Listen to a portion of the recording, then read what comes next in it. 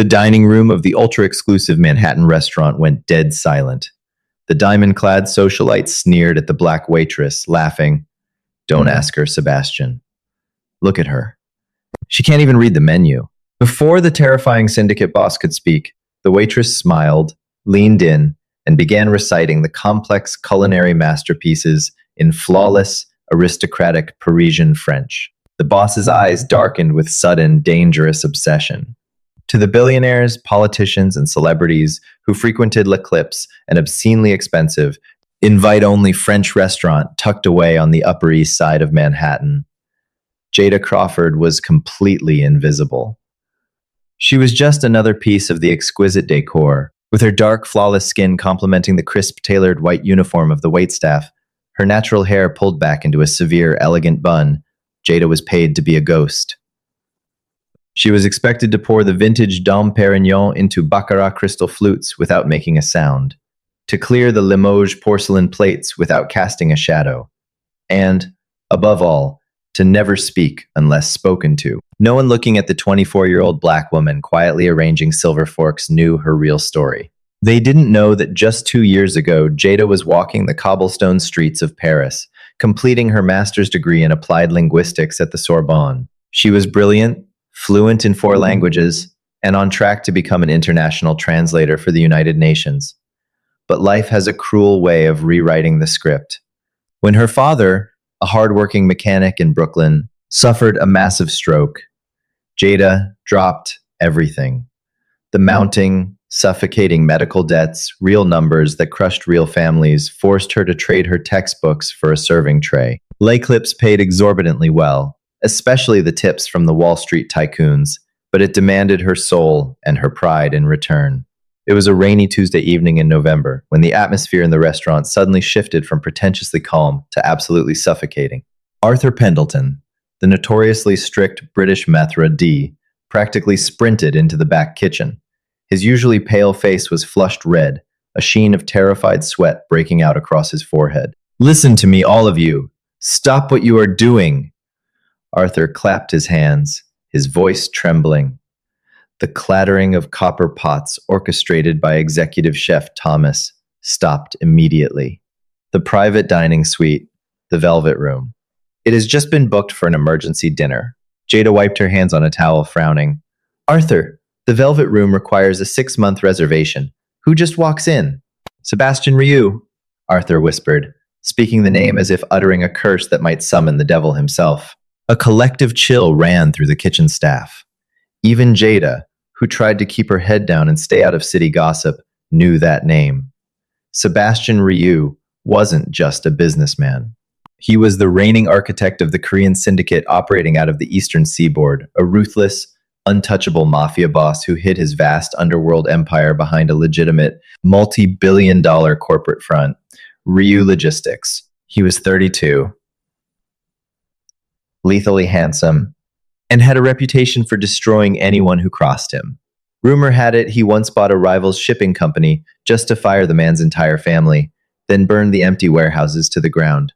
His usual captain, Gregory, called in sick with the flu. Arthur continued, pacing frantically. "I need someone flawless. Someone who won't tremble, who won't stare, and who absolutely will not make a single mistake. If Mr. Rioux is displeased, he doesn't just leave a bad Yelp review. He ruins lives." Arthur's frantic eyes scanned the lineup of waiters and waitresses. They all looked away, terrified of the responsibility. Finally, his gaze landed on Jada. She was standing tall, composed, her dark eyes calm. She had survived nursing her father through near death. A mob boss eating duck confit didn't terrify her. "Jada," Arthur said, his tone leaving no room for argument, "you're on the Velvet Room. You serve Mr. Rioux and his guests. Do not look him in the eye. Do not speak unless spoken to. And for the love of God, anticipate his needs before he realizes he has them."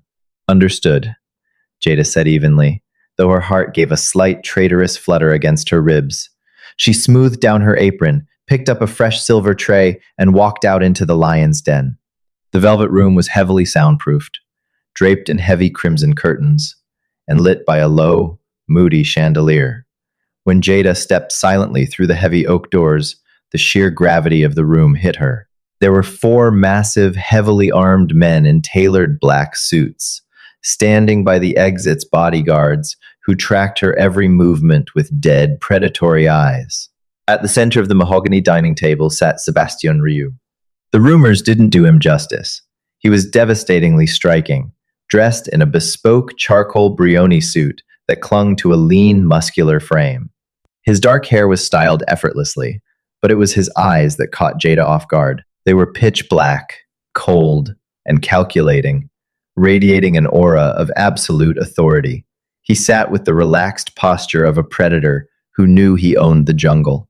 To his right sat a woman who clearly believed she was the queen of that jungle. Her name was Chloe Fontaine, a wealthy, spoiled socialite whose father owed Sebastian millions. Chloe was desperately trying to secure her position as Sebastian's mistress, dripping in Cartier diamonds and wearing a suffocating amount of Chanel No. 5. "Sebastian, darling," Chloe was purring as Jada approached, her manicured hand resting intimately on his forearm. Sebastian did not look at her. He was staring blankly at his phone, his jaw clenched in mild irritation. "This place is so drab. We could have gone to Nobu. I know the owner." Sebastian finally looked up, his voice a low, terrifying baritone that seemed to vibrate through the floorboards. "I wanted French, Chloe, so we are eating French." Jada stepped forward, her movements practiced and fluid. "Good evening. Welcome to L'Eclipse. May I offer you our reserve sparkling water? Or perhaps a glass of the 1996 Salon Blanc de Blancs to start?" Her voice was smooth, professional, and entirely devoid of fear. Sebastian's eyes flicked up to her face. For a fraction of a second, his dark gaze locked onto hers. Jada felt a sudden electric jolt shoot down her spine, a heavy, suffocating weight pressing against her chest under his intense scrutiny. He didn't just look at her, he analyzed her, stripping away the uniform and the polite smile in a single glance. "The champagne," Sebastian commanded softly. "Leave the bottle." "Right away, sir," Jada nodded, turning to retrieve the ice bucket.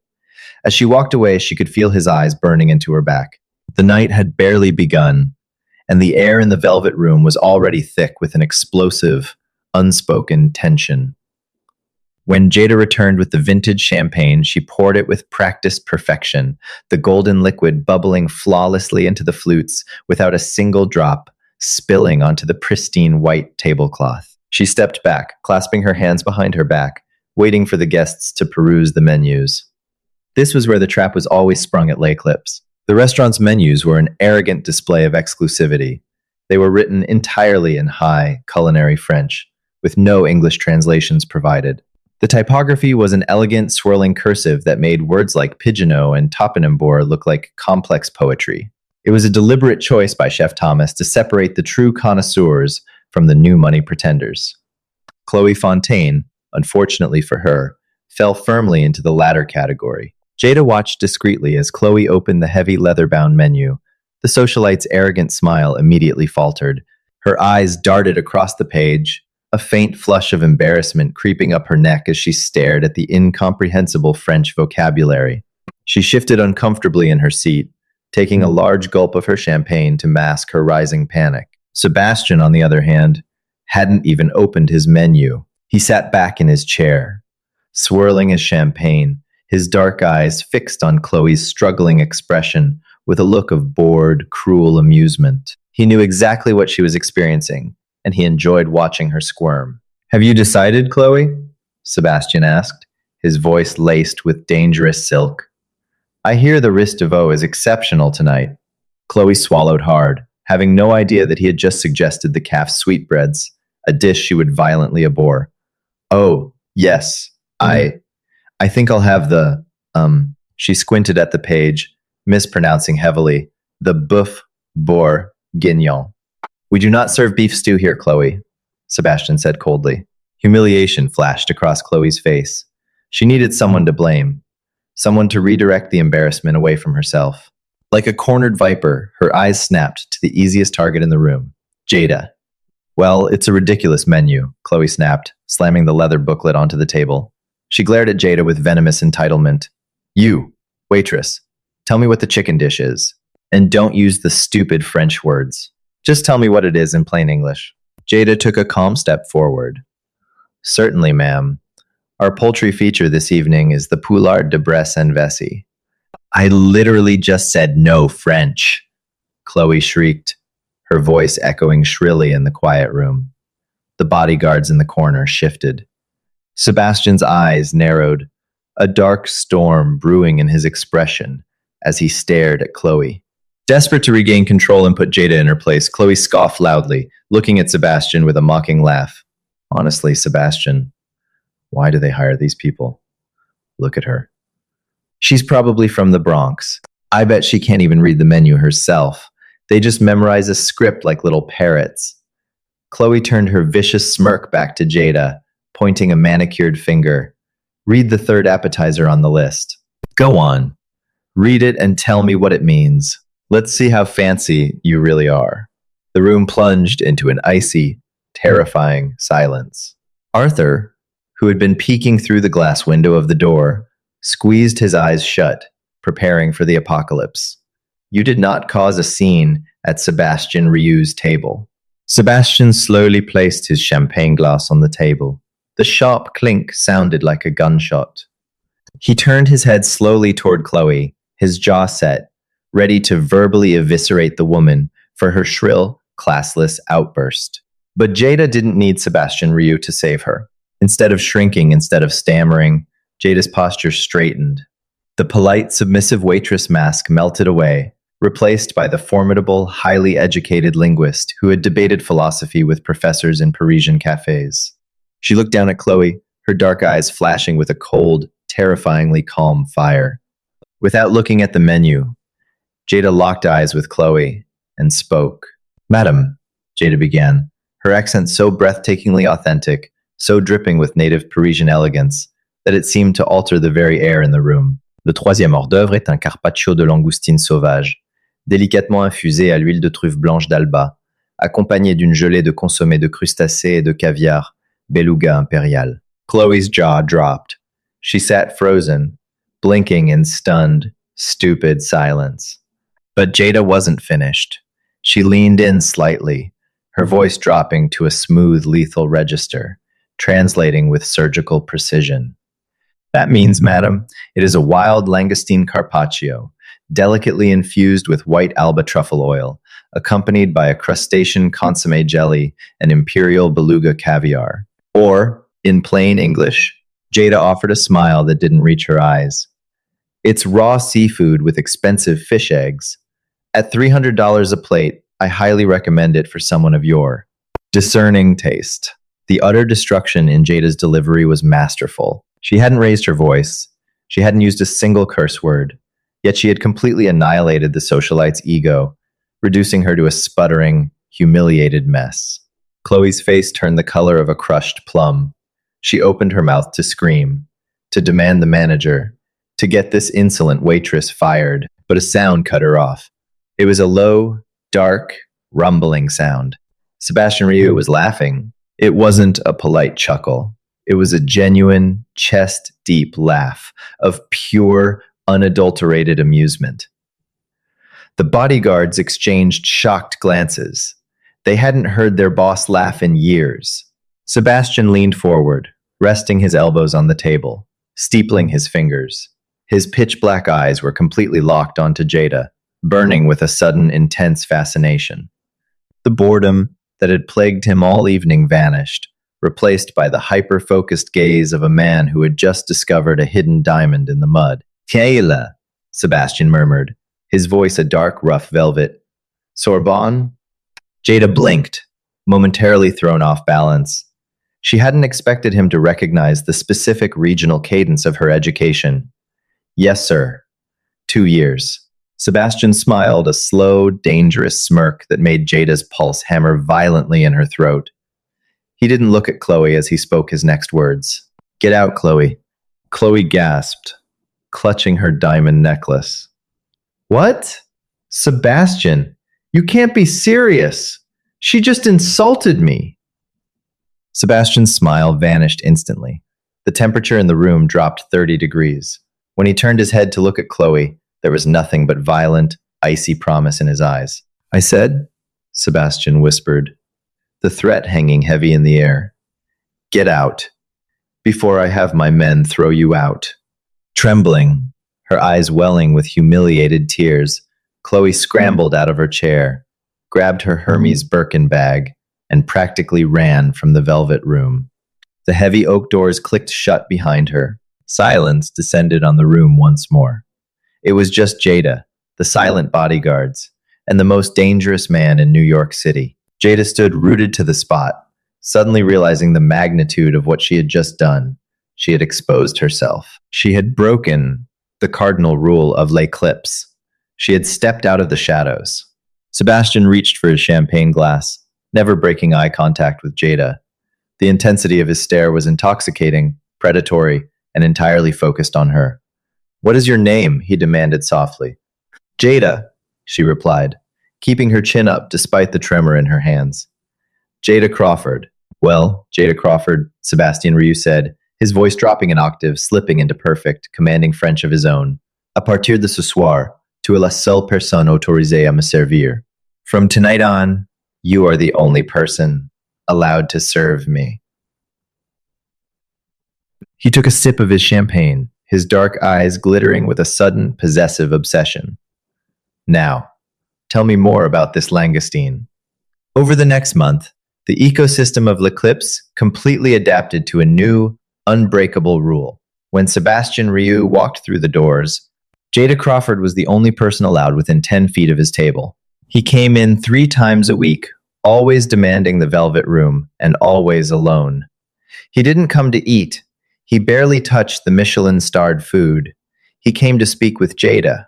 Beneath the dim chandelier, surrounded by heavily armed guards who had learned to treat Jada with the utmost deference, they conversed entirely in French. It became their secret island, a linguistic fortress where the ruthless syndicate boss and the brilliant, displaced linguist debated European history, art, and philosophy.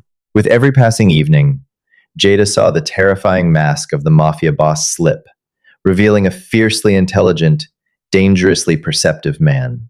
And Sebastian saw a woman whose intellect matched her breathtaking beauty, a woman utterly wasted, carrying silver trays for the city's arrogant elite. But outside the velvet-lined walls of the restaurant, Jada's reality was collapsing. Her father's condition at Brooklyn General Hospital had plateaued, but the medical bills had not. To make matters worse, the hospital had sold Thomas Crawford's massive 6-figure medical debt to a private collection firm known as Apex Capital Recovery.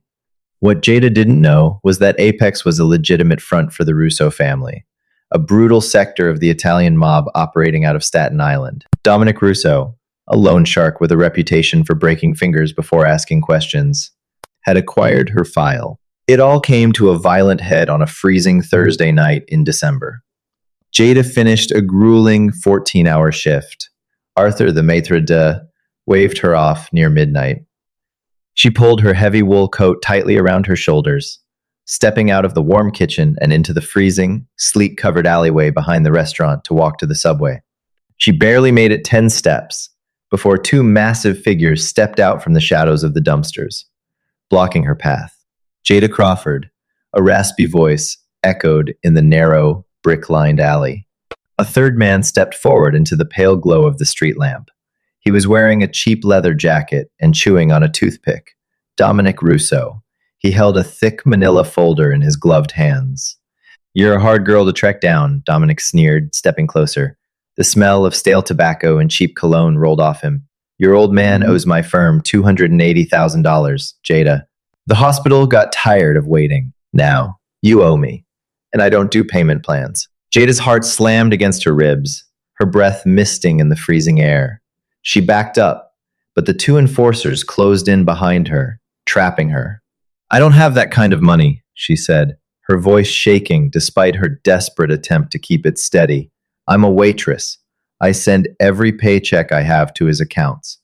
A waitress at L'Eclipse, Dominic chuckled darkly, reaching out and gripping her chin with a bruising force. Jada winced, trying to pull away. I know the tips you make in there. But if you can't pay the cash, there are other ways a pretty thing like you can work off a debt. We have clubs in Queens. You'll start tomorrow night. Let go of me, Jada demanded, her eyes flashing with terror and rage. She kicked at his shin, but one of the enforcers grabbed her arms, pinning them brutally behind her back. Feisty, Dominic laughed, raising a hand to slap her. I'm going to enjoy breaking. Dominic's words were cut off by the deafening roar of a V8 engine. Twin beams of blinding white light flooded the alleyway as a sleek, armored black Maybach tore around the corner, its tires screeching against the wet pavement. It didn't slow down. It aimed directly for Dominic. The loan shark dove out of the way into a pile of trash bags, just as the massive vehicle slammed to a halt, inches from where he had been standing. Before the car even fully stopped, all four doors flew open. 6 men in tailored black suits poured out, moving with terrifying, synchronized military precision. Weapons were drawn, silenced pistols aimed squarely at the heads of the 2 enforcers holding Jada. Let her go, a voice commanded. It wasn't a yell. It was a low, glacial vibration that seemed to freeze the falling sleet midair. Sebastian Ryu stepped out of the back of the Maybach.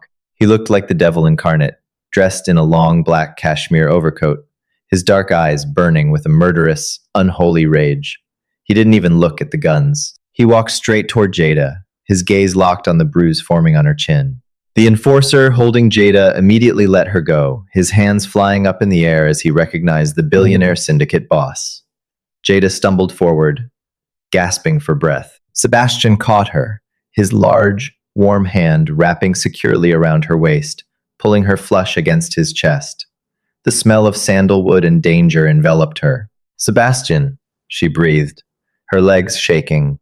I've got you, he whispered fiercely, his grip tightening. Dominic Russo scrambled to his feet, wiping garbage from his jacket, his face pale with shock. Mr. Ryu, I didn't know she was under your protection. She owes Apex Capital. I know exactly who you are, Dominic, Sebastian said, his voice dropping to a lethal whisper. He slowly turned his head to look at the loan shark. And I know exactly what you do. I bought Dr. Harrison Miller's private practice yesterday. I own the board at Brooklyn General, which means, as of this morning, I own her father's debt. You are trying to collect on property that belongs to me. Dominic swallowed hard, taking a terrified step back. I apologize. It was a clerical error. An error, Sebastian repeated softly. He snapped his fingers. 2 of his guards instantly grabbed Dominic by his arms, forcing him to his knees on the freezing pavement. Sebastian stepped forward, looking down at the trembling man. You put your hands on her. That is not an error, Dominic. That is a death sentence. Please, Dominic begged, his tough guy facade shattering completely. Sebastian didn't blink. Break his hands. Both of them. If I ever see him in Manhattan again, put him in the river. As the guards dragged a screaming Dominic into the shadows, Sebastian turned his back on the violence. He took off his heavy cashmere coat and wrapped it gently around Jada's trembling shoulders. Come with me, Sebastian said, his eyes softening as he looked down at her. Your shift at that restaurant is permanently over. Jada sat in the center of Sebastian's sprawling penthouse, the glittering Manhattan skyline stretching out behind her. The suffocating weight that had crushed her chest for 2 years was gone. Her father had been safely transferred to a private VIP suite at Brooklyn General, his care fully funded, his astronomical debt erased with a single phone call from the man sitting across from her. Sebastian leaned back in his leather armchair, swirling amber bourbon in a crystal glass. He wasn't wearing his suit jacket, and the relaxed posture made him look even more dangerous. You bought a hospital wing, Jada said, her voice steady despite the rapid beating of her heart. You cleared $250,000 debt. What is the price, Sebastian? What do you want from me? Sebastian set his glass down. The dark, predatory intensity in his eyes was stripped of its usual armor, leaving behind a raw vulnerability. I want you, Jada. I want your brilliant mind. My empire is filled with sycophants who cower or lie. You are the only person who looks at me and sees a man, not a monster. But before you can stand beside me, I need your help. Tonight. Jada's breath hitched. Help with what? A meeting with the Corsican Union, Sebastian explained, his tone shifting instantly to cold business. They control the European shipping ports.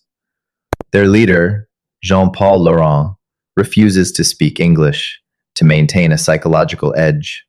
My usual translator was compromised. I need someone I can trust with my life. Jada thought of her father resting peacefully. She thought of the protective fury in Sebastian's eyes in the alleyway. She lifted her chin. I'll do it. 2 hours later, Jada descended into the underground vault of a heavily guarded casino. Dressed in a breathtaking floor-length emerald gown provided by Sebastian, she looked less like an employee and more like an empress. Sebastian walked beside her, radiating lethal authority. At the mahogany table sat Jean-Paul Laurent, a scarred, weathered man flanked by 6 heavily armed Corsican mercenaries. Monsieur Rioux, Jean-Paul smiled thinly, his eyes dragging dismissively over Jada. Is this beautiful creature a distraction? My associate, Sebastian replied coldly. Let us begin. For the next hour, Jada commanded the room. She was masterful, translating complex logistical terms and multi-million-dollar demands with flawless precision. She softened Jean-Paul's abrasive insults and sharpened Sebastian's ultimatums, acting as the invisible maestro of a high-stakes symphony. Finally, the tension broke. The deal was struck, and the heavy contract was pushed across the table. Jean-Paul stood up, buttoning his jacket with a satisfied smirk. He extended his hand to Sebastian. A pleasure doing business, Sebastian.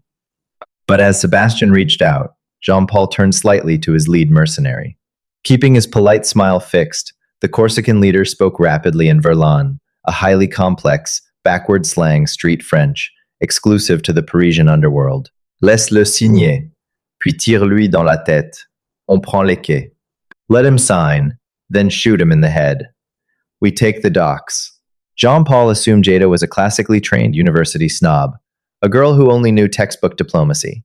He had no idea she had spent 2 years in the gritty suburbs of Saint-Denis, studying the intricate evolution of urban linguistic street slang. Time stopped. Jada didn't panic. She didn't scream. Just as Sebastian's fingers brushed Jean-Paul's, Jada slammed her palm flat onto the mahogany table. Her voice cut through the vault in razor-sharp, commanding English. Sebastian, drop him. Now. Sebastian did not hesitate. His trust in her was absolute. In a fraction of a second, he yanked Jean-Paul's arm forward, throwing the older man off balance, and simultaneously drew the custom Sig Sauer from his shoulder holster. Chaos erupted. The Corsican mercenaries clawed for their weapons, but Sebastian's guards, already on hair-trigger alert the second Jada shouted, opened fire. The deafening roar of gunfire filled the concrete room. Jada ducked behind the heavy table, covering her ears as the air filled with gray smoke and the acrid stench of sulfur. It was over in 6 seconds. Silence crashed back into the vault, broken only by the ringing in Jada's ears and the clatter of brass casings. The mercenaries were neutralized.